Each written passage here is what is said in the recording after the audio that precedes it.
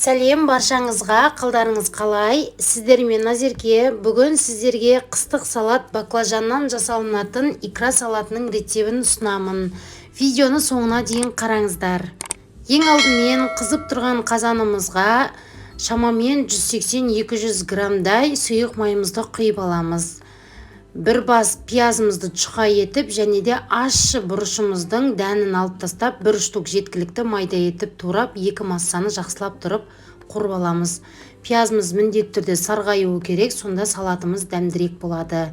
Тәтті бұрышымызды үлкенірек етіп турап, оны да қосып, қақпағын жауып, шамамен 5 минуттай қорып аласыздар.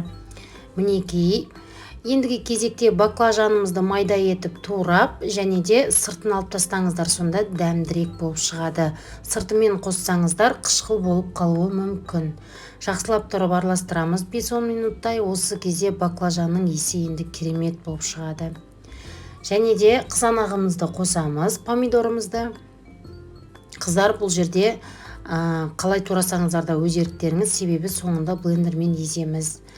Енді 1,5 ас қасықтай тұз, 3 ас қасықтай қант қостым.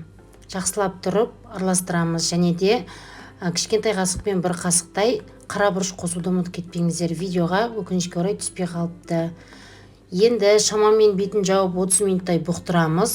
Осындай болып бұқтырылады, және де 4-5 штук сарымсағымызды қосып, тағы да жақсылап тұрып араластырып, бетін жауып 15 минуттай бұқтырамыз.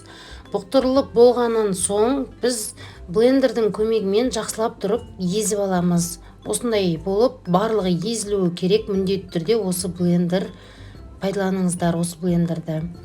Мінекей, біздің икрамыз сәл сұйық болып тұр. Сол үшін оттың астына қойып тағы 20 минуттай бұқтырып аламыз.